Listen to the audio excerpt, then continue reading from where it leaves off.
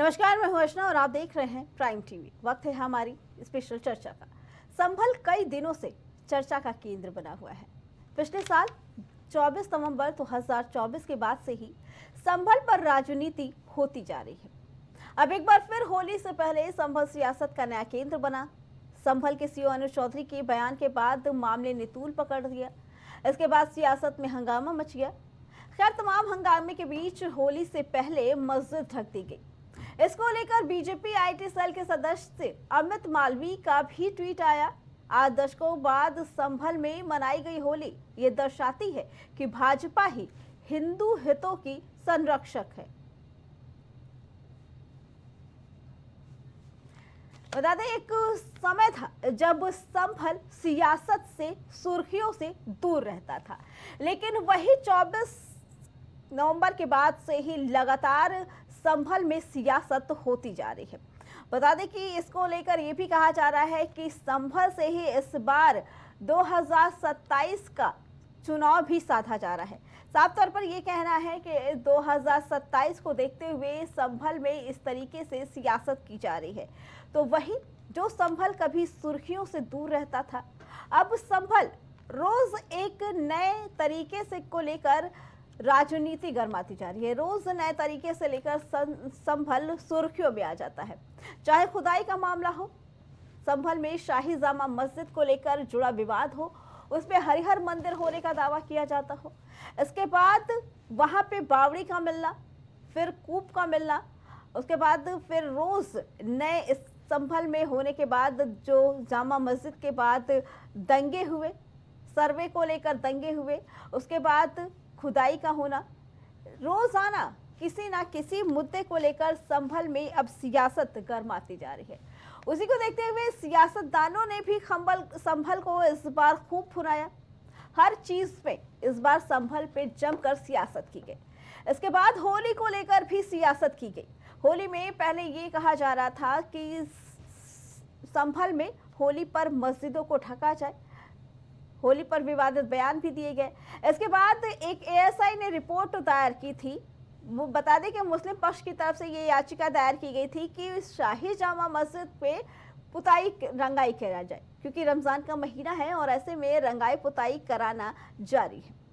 तो इसके लिए मुस्लिम पक्ष ने आदेश पारित करवाया था, हाई कोर्ट से इसके लिए अनुमति मांगी थी, लेकिन एएसआई ने अपनी रिपोर्ट सौंपी, जिसमें साफ तौर पर एएसआई का ये कहना था कि मस्जिद के अंदर रंगाई पुताई की ज़रूरत नहीं है।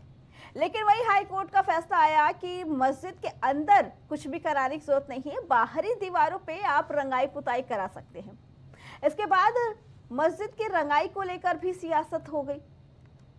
बता दें कि हिंदू कुछ पक्षकारों का ये कहना है कि मस्जिद हरा रंग नहीं करवाना चाहिए, क्योंकि हरा रंग एक विशेष समुदाय को प्रदर्शित करता है, मुस्लिम पक्ष को प्रदर्शित करता है, और जो जगह है वो अभी विवादित है, उस पर अभी फैसला आना बाकी है। क्योंकि हिंदू पक्ष का ये कहना है कि जहाँ पे मस्जिद बना है वो हिंदू धर्म का मंदिर है, वहाँ पे हरिहर नाथ मंदिर है वहाँ पे, और वहीं पे कलयुग में भगवान कल्कि का अवतार होगा, जिसको देखने के बाद हिंदू पक्ष का ये कहना है कि इस विवादित जगह पे जो इमारत बनी है उस पे हरा रंग ना रंगवा कर, पहले ये मांग की जा रही थी कि वहां पे भगवा रंग कराया जाए, लेकिन फिर हिंदू पक्ष ने सहमति के साथ ये आदेश पारित किया। ये कहा कि मस्जिद में हरे रंग की जगह वहां पे सफेद रंग कराई जाए, जिसको लेकर भी अब सियासत गरमाती जा रही है। क्योंकि एक तरफ जहां मुस्लिम पक्ष का ये कहना है कि हरा रंग हमारी धार्मिक, हमारी पहचान है, तो ऐसे में हम मस्जिद को हरे रंग से रंगवाएंगे, तो वही हिंदू पक्षकारों का ये कहना है कि हरा रंग नहीं कराना है, या तो सफ़ेद करा लीजिए। क्योंकि इससे पहले ये मांग की जा रही थी कि वो मंदिर की जगह है तो वहाँ पे भगवा रंग कराया जाए, लेकिन वही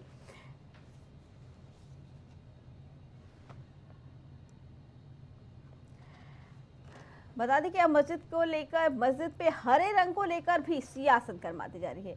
एक समय था जब संभल लगातार सुर्खियों से दूर रहता था, संभल को नहीं पसंद था कि वो किसी तरीके की सियासत में आए, सुर्खियों में आए, लेकिन 24 नवंबर के बाद से ही लगातार संभल पे सियासत होती जा रही है। संभल में कभी दंगे हुए, उसके बाद खुदाई का मामला सामने आया जिसमें बावड़ी मिले, उसके बाद कुएं मिले और लगभग ये माना जा रहा था कि संभल में हिंदुओं की, उसके बाद एक मंदिर जो करीब 150 साल से बंद था, शिव मंदिर, उसका भी पता चला।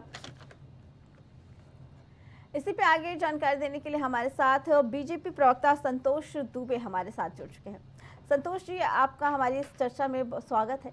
संतोष जी, एक समय था जब संभल सुर्खियों में नहीं रहता था, उस पर राजनीति तो दूर, कुछ सुर्खियों में आता ही नहीं था, लेकिन 24 नवंबर के बाद से ही संभल में कुछ भी होता है उस पर राजनीति की जा रही है।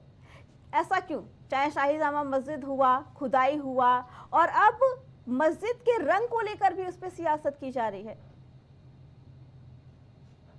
देखिए अर्चना जी, सबसे बड़ी बात है कि संभल हमेशा सुर्खियों में रहा और आज से नहीं, आज करीब 25-30 सालों से जो है हरिहरनाथ मंदिर पे जलाभिषेक के लिए लगातार जो है कांवरिये, लेकिन जब से 24 नवंबर के बाद जो हुआ उसके बाद से राजनीति उस पर और ज्यादा होती जा रही है।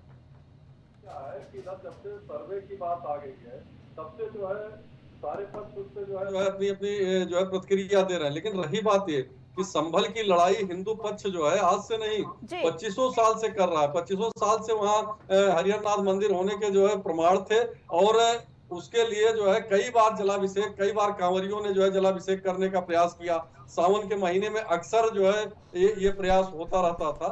लेकिन जो है इधर सर्वे के बाद से जिस तरीके से प्रतिक्रियाएं आ रही हैं एक पक्ष द्वारा, तो निहायत ही जो है वो शर्मनाक है। जब ये पता है कि सर्वे जो है होने पे जो चीजें निकल के आ रही है, आपने भी देखा सर्वे हुआ, सर्वे में बावड़ी निकली, प्राचीन समय की जो है जो धरोहर है वो सब निकल के बाहर आ रही है। तो कहीं ना कहीं ये चीज दर्शाता है कि जो है मंदिर को तोड़ के मस्जिद का निर्माण किया गया और उसको छुपाने का कार्य जो है एक मुस्लिम पक्ष द्वारा किया जा रहा है। और अब रही रंगाई पुताई की बात, तो जब कोई चीज विवादित है या जब कोई चीज पे अभी निर्णय नहीं आया है तो जाहिर सी बात उस पे कोई भी जो है कार्य नहीं होना चाहिए जी, तो रुका होना चाहिए जी। संतोष जी, लेकिन पहले खुद दंगे हुए वहां पे, फिर खुदाई में बावड़ी का मिलना, कूप को मिलना, ये भी आरोप लगे कि जो पहले की सरकारें थी जानबूझ के उन लोगों ने इन सारी चीजों को दबाया।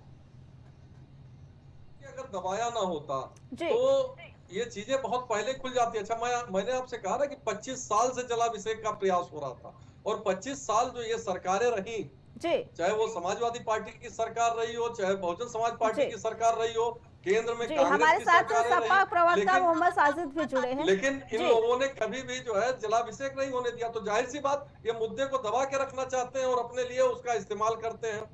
जी, साजिद जी, क्या कहना है इस मामले पे? क्योंकि संभल में कुछ भी होता है उस पर सियासत बहुत हो रही है। क्या लगता है कि ये आने वाले चुनाव को देखते हुए किया जा रहा है? क्योंकि एक तरफ जहां सत्ता पक्ष का ये कहना है कि जो पहले की पार्टियां थी उन्होंने जानबूझकर संभल में जो हिंदू पुरातत्व थे, हिंदू मंदिर थे, उनको उजागर नहीं होने दिया, सामने नहीं आने दिया। क्या कहना है इसके बारे में? देखिए, संभल ही नहीं पूरे देश में कुछ वर्षों से पहले तक जो है वो शांति थी, लोग मोहब्बत थी, लोग अपने अपने धर्म के अनुसार अपने अपने प्रार्थना कर रहे थे, इबादत कर रहे थे, नमाज पढ़ रहे थे, चर्च में प्रार्थना कर रहे थे, सब चीजें सही चल रही थी। लेकिन जब से एक पार्टी सत्ता में आई है तब से लोगों को लड़ाना, मूल मुद्दों से भटकाने के लिए इस तरीके के, क्योंकि उनकी संविधान में आस्था नहीं है।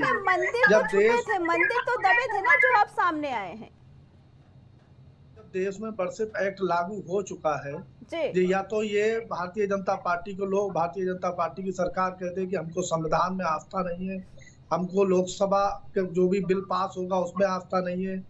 तो जब अगर नहीं है तो फिर वो उसको पहले खत्म कर दें। तो जब वर्शिप एक्ट लागू हो चुका है 1991, तो इस तरीके की बातें करके रोज रोज कल को कोई और ताकतवर होगा, बौद्ध लोग कह रहे हैं, बौद्ध धर्म के अनुयायी, कि हमारे मंदिर थे, हमारे मंदिरों पर कब्जा किया गया है और इस तरीके से बनाए गए हैं।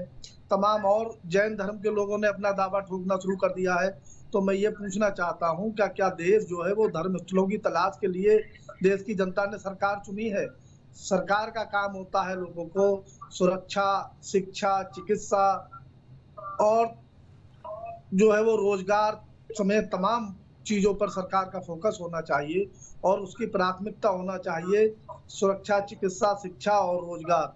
लेकिन सरकार इन मुद्दों पर कोई बात नहीं कर रही है, कोई कार्य नहीं हो रहा है, केवल मुद्दों को भटकाने के लिए। और जब से लोकसभा चुनाव 2024 में यूपी में करारी हार मिली है, इसके बाद से तो उनका बहुत तेजी से नफरत फैलाने का काम बढ़ चुका है कि किसी तरीके से हम ध्रुवीकरण को बढ़ावा दें, किसी तरीके से लोगों को लड़ाएं, नफरत फैलाएं समाज में। और लोग सरकार से ये सवाल नहीं कर पाए कि आप जो आए थे कि हम आपको हर वर्ष युवाओं को 2 करोड़ रोजगार देंगे, हम 15 लाख रुपए खाते में देंगे, महंगाई से निजात देंगे, हम अच्छी चिकित्सा देंगे, मुफ्त शिक्षा देंगे। इन मुद्दों के सवाल कोई ना कर सके, इसलिए कहीं ना कहीं ये भटकाने का सिलसिला लगातार चल रहा है। जो भ्रष्टाचार खत्म करने की बात कह के आए थे, सबसे ज्यादा भ्रष्टाचार बढ़ चुका है। इलेक्टोरल बॉन्ड के माध्यम से लिया गया, किस तरीके से पैसा की वसूली हुई है, ईडी सीबीआई के माध्यम से वसूली की गई है कि रेलगाड़ी से इलेक्टोरल बॉन्ड लिया गया।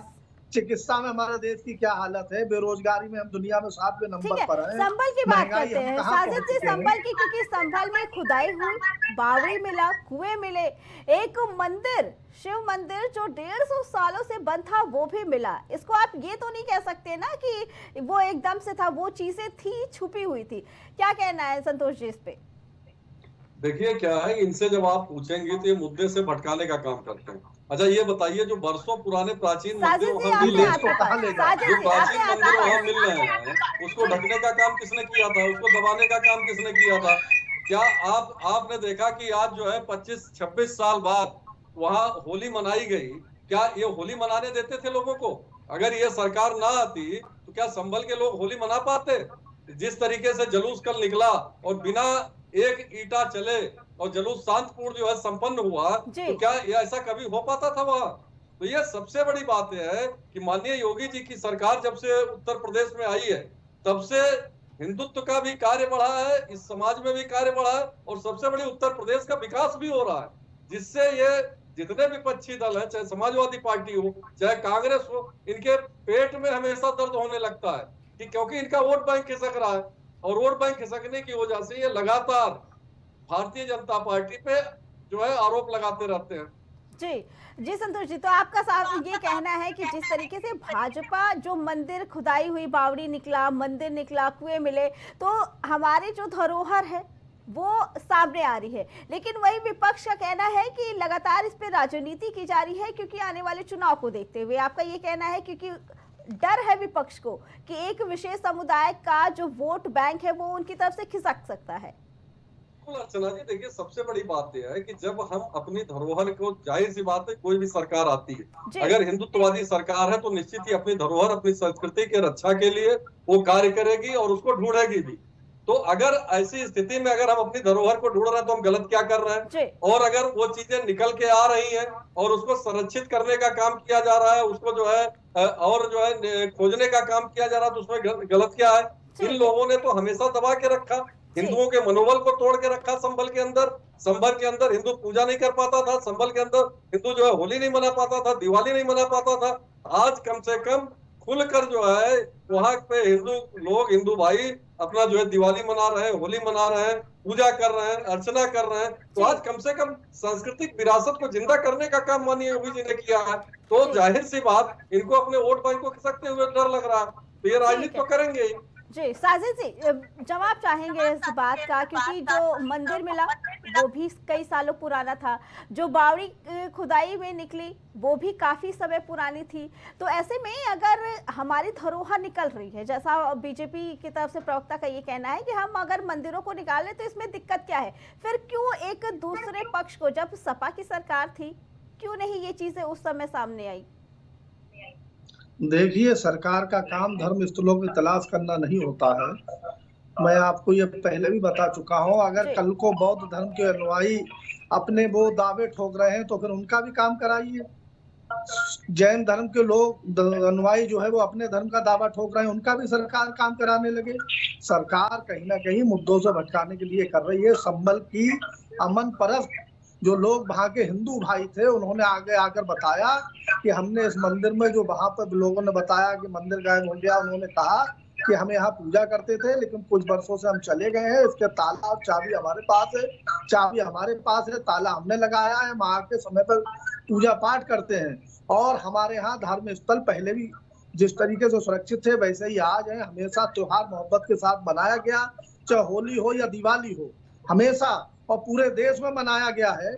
लेकिन ये भारतीय जनता पार्टी की सरकार आने के बाद, जिसमें जो धर्म की ठेकेदार है उसके बाद धर्म खतरे में है और लगातार कहीं ना कहीं नफरत फैलाने के लिए इस बार होली भी देखिए, क्या इससे पहले होली नहीं मनती थी, किस तरीके से धार्मिक स्थलों को ढका गया है और किस तरीके से बयानबाजी हुई है उसको और प्लान के तहत होती है। साजिद जी, मस्जिदों को ढकने का काम तो पहले भी होता था, रीजन यही रहता था कि रंग ना उस पे पड़े। मस्जिद तो पहले भी ढके जाते थे, कहा गया है। और होली को ये किस तरीके से मनाया गया है पूरी दुनिया में चर्चा है इस बात की। और लोग जो भारत की एकता अखंडता की तारीफ करते थे, जो यहाँ के लोगों की गंगा जमनी तहजीब की तारीफ करते थे, कहीं ना कहीं उसको देखिए ये लोग खत्म कर रहे हैं।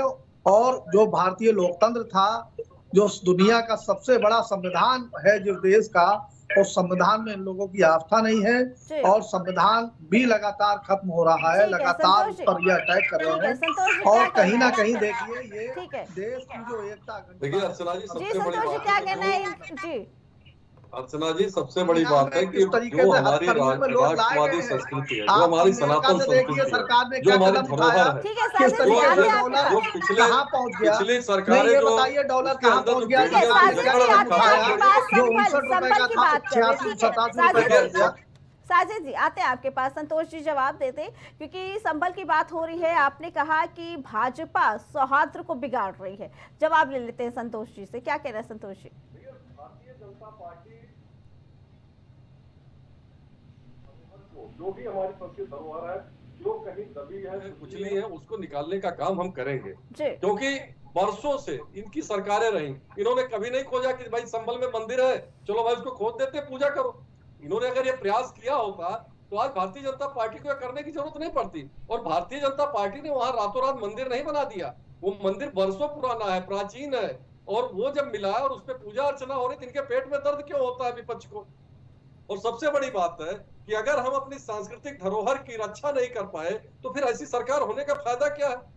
हम अपनी सांस्कृतिक धरोहर की रक्षा के लिए ही तो आए, हम अपनी सनातन धर्म की रक्षा के लिए आए। तो जाहिर सी बात हम अपनी सनातन धर्म की रक्षा करेंगे, अपनी धरोहरों को खोजेंगे, और निश्चित ही जिस तरीके से मुगल आतताइयों ने हमारे धरोहरों को नष्ट करने का क्या प्रयास किया था, उसको दबाने का प्रयास किया था, लेकिन संतोष जी ये जानना चाहेंगे कि उस संभल ही के नेतृत्व में, संतोष जी संभल ही क्यों, चाहे हम उसका जो है निदान कर रहे हैं। ठीक है संतोष जी, संभल ही क्यों, चाहे सत्ता पक्ष की तरफ से हो या विपक्ष की तरफ से, संभल का एक मुद्दा शांत होता है, फिर कोई दूसरा मुद्दा आ जाता है, या तो किसी का बयान उस पे आ जाता है या फिर कोई और मामला सामने आता है। संभल को क्यों? क्या ये 2027 में जो चुनाव होने वाले हैं उसको देखते हुए? क्योंकि पता है कि अगर संभल के मामले आएंगे तो एक विशेष समुदाय के पक्ष का वोट जो काफी संख्या में है वो किसी एक पक्ष को फायदा पहुंचा सकता है। क्या ऐसा है चुनाव को देखते हुए? देखिए अर्चना जी, हम चुनाव के लिए, हमने फिर कहा ना कि हम चुनाव के लिए नहीं लड़ रहे हैं। सबसे बड़ी बात है कि मैंने शुरू में ही कहा कि 25 सालों से हरिहरनाथ मंदिर पे जलाभिषेक का कार्यक्रम होता था, और हमेशा जो है कांवरिये सावन के महीने में जलाभिषेक करने के लिए जाते थे, लेकिन ये सरकारें उनको जलाभिषेक नहीं करने देती थी। तो आज से लड़ाई नहीं चल रही है, आज संभल कोई नया मुद्दा नहीं है, संभल वर्षों पुराना ये मुद्दा है। आज हमारी सरकार है और हम अपनी सरकार में अपने हिंदू भाइयों से जो हमने वादा किया था कि इस देश में जो भी हमारी धरोहर है, जहां भी आतताइयों ने उन धरोहरों को नष्ट किया है, उनको खोज के निकालेंगे और उसका जीर्णोद्धार करेंगे, वहां पूजा पाठ कराएंगे और वहां एक व्यवस्था बनाई जाएगी सनातन की, जिससे सभी लोग खुशहाल रहे और हिंदू भाई भी हमारे खुशहाली से वहां रह सके। ठीक है साजिद जी, क्या कहना है, क्यों विपक्ष लगातार इस पे सवाल उठाता है? अगर भाजपा की तरफ से मंदिर की खुदाई की गई, मंदिर खोले गए, बावड़ी की खुदाई की गई, क्या लगता है कि विपक्ष भी 2027 के चुनाव को भुनाने की कोशिश कर रहा है संभल के जरिए? क्यों संभल को केंद्र बनाया जा रहा है इस वक्त? देखिए, विपक्ष हमेशा मोहब्बत का पैगाम देने की कोशिश करता है, सौहार्द बढ़ाने की बात करता है। भारतीय जनता पार्टी लगातार सौहार्द बिगाड़ कर, जो नफरत फैलाकर केवल अपने चुनावी फायदे के लिए लोगों को बांटने का काम कर रही है, और ये इनका काम आज से नहीं है, जब देश की आजादी हुई तभी भी इन्होंने देश की आजादी का विरोध किया, देश के तिरंगे का विरोध किया, और राष्ट्रपिता के जो हत्यारे थे कहीं ना कहीं उनकी भी कनेक्टिविटी पूरा देश जानता है, पूरी दुनिया जानती है। महात्मा गांधी जी को किसने मारा, कौन उनके सपोर्टर हैं आज भी, और किस तरीके से लगातार देश को दंगों में झोंकने का काम किया हो, या किस तरीके से लोगों को बांटने का, लड़ाने का काम। इनसे तो इनको ये बताना चाहिए कि लगभग 11 साल से ये सरकार में है कि कितने लोगों को रोजगार दिया, महंगाई कितनी कम हो गई, डॉलर कितना नीचे आ गया, हमारा रुपया डॉलर के बराबर आ गया या 88 रुपए पहुंच गया, कि स्वास्थ्य सेवाओं की क्या हालत है, PIC पे जो है डॉक्टर्स नहीं है और उपकरण नहीं है, चिकित्सीय उपकरण, उनको चलाने के लिए अटेंडेंट नहीं है। आप स्कूलों को शिक्षा व्यवस्था की आप देखिए, लगातार 50 से अधिक यूपी में परीक्षाएं कैंसिल रद्द हो चुकी हैं, किसी का पर्चा लीक होता है।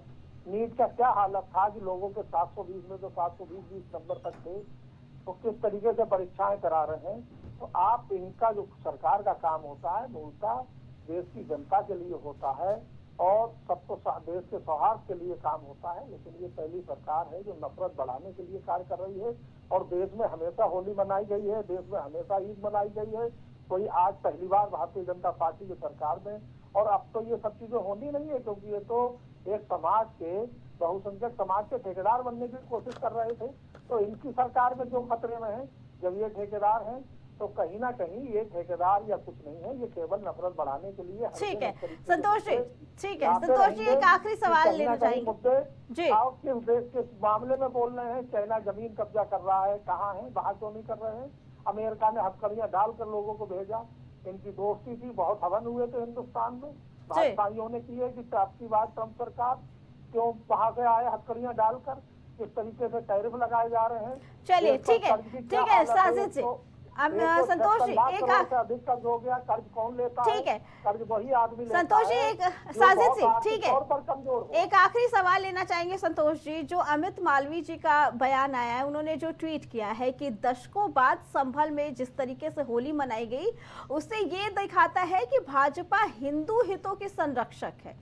लेकिन भाजपा का तो मेन मोटो है सबका साथ सबका विकास, इसमें हिंदू हितों के संरक्षक क्यों? बाकी भी तो लोग हैं ना, वो भी तो भाजपा के संरक्षक, उनको भी है।